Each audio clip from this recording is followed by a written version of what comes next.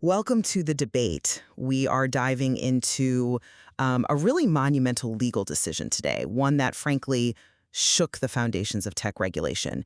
The U.S. government's antitrust case against Google. Now, the Department of Justice, they came out swinging, right? They wanted the so-called nuclear option, forcing Google to sell Chrome, dismantle its entire ad business, end those huge exclusive deals with Apple. But the judge's ruling? It was, well, unexpectedly lenient. Profoundly so. And the reason? The looming specter of generative AI. So the central question for us today is this. Did that ruling establish a crucial, maybe even necessary, legal precedent by correctly prioritizing this future technological disruption? Or was it a catastrophic failure to enforce the law against proven anti-competitive harm?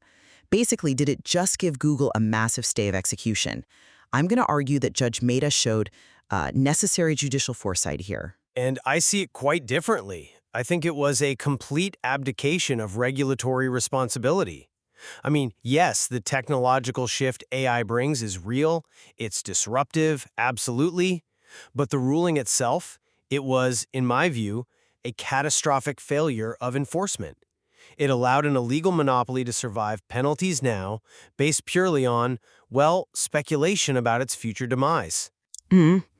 I think calling it speculation might be underselling the situation. Let's look specifically at the judgment from Judge Amit Mehta. I don't think he was just being soft. He was trying to be pragmatic about antitrust law in the modern age. He recognized that these generative AI technologies, the large language models we're seeing everywhere now, quote, may end up changing the rules of the game. And this ruling, I believe, establishes a really vital principle. Antitrust law can't just focus on current market dominance anymore, not when technology moves at this kind of velocity. The court has to factor in the real-time potential for technological dissolution. The analogy used in the ruling, I think, perfectly captures this shift. Trying to regulate Google's search monopoly right now when AI is fundamentally restructuring how we access information, well, it's like trying to regulate the horse and buggy industry just as cars are rolling off the assembly line. It risks being an exercise in, regulatory futility. This is a seismic shift, really. Every single antitrust case coming down the pike, whether it's against Apple's App Store or Meta's social dominance, now has to fundamentally grapple with this question. Okay, wait, but what about AI disruption? It forces regulators to be future-focused, not just looking backward. It's a compelling argument about needing a future-facing antitrust policy, I grant you that. But I have to ask, how do you justify prioritizing an analogy about horse and buggies, however apt it might seem, over documented, admitted anti-competitive behavior that has harmed consumers, arguably, for a decade? Because the outcome here, these minimal penalties focused on sharing some search data, limiting Apple deals, but no breakup of Chrome, no breakup of the ad business, it was fundamentally a failure to impose the right remedy for an illegal monopoly. Critics were rightly furious. When Tim Sweeney from Epic Games said the ruling let a bank robber keep robbing just with some new rules, well, that really hit home for a lot of people. The core components of that entire, multi-hundred-billion-dollar empire, they were left intact. And I have to stress this point. AI is ironically both Google's existential threat and its ultimate savior in this whole courtroom drama. The ruling wasn't a real victory for Google. It was, as you mentioned, a stay of execution. It gave them the resources, namely that massive ad revenue engine worth over, $280 billion a year, and the time to scramble to try and catch up with rivals using Bard and Gemini. Proven illegal maintenance should have triggered the nuclear option, period, regardless of future speculative disruption. See, you keep using the word speculative, but I'd argue it's present reality. Let's look at the timing and the data right now, because I think this market shift is already well underway. It's not theoretical. Generative AI has, fundamentally transformed what search even means. Users are skipping the 10 blue links. They're getting direct, synthesized answers from LLMs. That behavioral shift is happening at a pace that, frankly, no regulatory body could possibly keep up with. And this is precisely what justified the judicial restraint, in my view. Look at the numbers. There's evidence suggesting, 27% of Americans already use AI tools over traditional search engines sometimes? That's not insignificant. The market has already proven it's moving beyond the old Google monopoly framework the DOJ was focused on. So why would the court dismantle a structure that might already be dissolving through rapid consumer choice and technological obsolescence? Okay, I see why you highlight that 27% figure. It sounds impressive. But let me offer a different perspective on the scale here. That figure, even if accurate and high, still means 73%, the vast majority, still rely on the very infrastructure Google illegally maintained and leveraged. The case was fundamentally about the illegal maintenance of a present monopoly. The judge acknowledged the past illegal conduct, yes, but then refused to impose the appropriate remedy for that harm. The core components of the monopoly, Chrome, the user funnel, and the ad business which funds the entire AI pivot, were left intact. Google wasn't broken up. They were just delayed. They still possess that massive, established power base to fund their AI catch-up effort. You mentioned the horse and buggy analogy, but I have to push back on that a bit. Unlike the carriage makers, isn't Google actively using its current dominance to try and buy up or absorb every AI car company out there? They're using the old structure to control the new battlefield. I agree that the core components are still there, and you're right, the 73% reliance is massive. But the court's responsibility isn't just to fix the last year's market. It has to look ahead.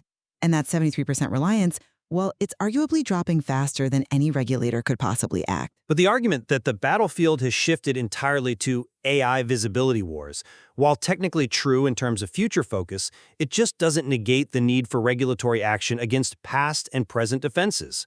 Think about it. If the DOJ had succeeded, if they'd forced the breakup, the playing field for this AI transition would have been significantly more level.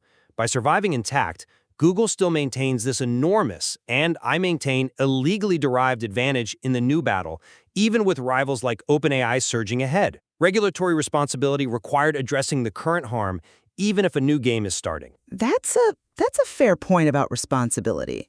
But have you considered the immediate practical implications? What the ruling actually did on the ground? The court, by choosing restraint, has effectively forced all competitive energy to focus entirely on innovation, like right now. I mean, think about the average business owner today. Their focus has to shift to this new game. They now need to master what people are calling LLM SEO, and what I mean by that is optimizing content for a synthesized answer box, not just stuffing keywords. They have to structure their content completely differently for AI citations and brand mentions. They have to build authority everywhere. YouTube, Reddit, niche forums, because that's where these AI models are scraping data. This immediate, mandatory, and frankly incredibly expensive shift in business strategy is, to me, definitive proof that the old search monopoly structure, it's rapidly becoming irrelevant. So the judge didn't ignore harm. He recognized its impending natural dissolution through innovation. He prioritized market dynamics over a punitive and potentially outdated regulatory hammer. I find that difficult to fully accept. You're suggesting the market itself is the new DOJ, effectively, but that seems to completely ignore the established leverage Google still holds. The penalties weren't irrelevant, they were just minimal. Look, if the monopoly was truly dissolving on its own through tech obsolescence, the court could have imposed the nuclear option, broken up crawl in the ad business, and it theoretically wouldn't have mattered in the long run, right? Because Google was supposedly doomed anyway. But instead, the court required only these minor adjustments. And the lack of dismantling means Google was given the resources, the money, and the time necessary to launch competitive products like Bard and Gemini. It ensured that the next battle for search dominance still starts from a position of immense, almost unparalleled power. They were essentially shielded from real consequences at the precise moment competition needed to be fiercest. And that, to me, completely undermines the entire goal of antitrust enforcement. So my argument really boils down to this. Monopolies in these incredibly fast-moving industries like tech, they might just dissolve through innovation faster than regulation can act. This ruling essentially forces Google to adapt profoundly to the AI shift within the next 2 to 3 years, or face genuine existential irrelevance. By allowing the market driven by OpenAI, Perplexity, and whoever comes next to challenge Google head-on, the judicial system, perhaps wisely, allowed the superior enforcement mechanism, the market itself, to take over.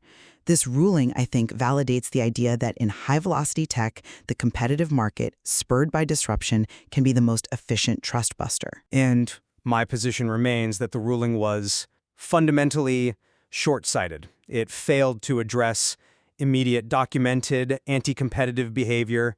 It left the core machinery of Google's monopoly intact. Now, while AI absolutely presents an existential threat, the absence of strong penalties merely afforded Google the luxury, the time, and the resources to transition its dominance into the new AI landscape. It delayed true competition rather than guaranteeing it. They were given a head start in the new race, a head start arguably funded by illegal conduct in the old one. Well, whether one sees it as judicial foresight or regulatory failure, there's no doubt the Google antitrust case now mandates a profound consideration of future technological change, specifically AI, in pretty much all major tech regulatory decisions moving forward. It forces everyone, regulators and companies alike, to look ahead, not just constantly in the rearview mirror. Right, and that shift in legal perspective, whether it proves successful or not in this specific instance, certainly marks a new, fascinating, and frankly, deeply complicated chapter in how governments even attempt to handle the sheer speed of Silicon Valley. We are all definitely waiting to see if the market truly does the dismantling work that, in this case, the judge chose not to.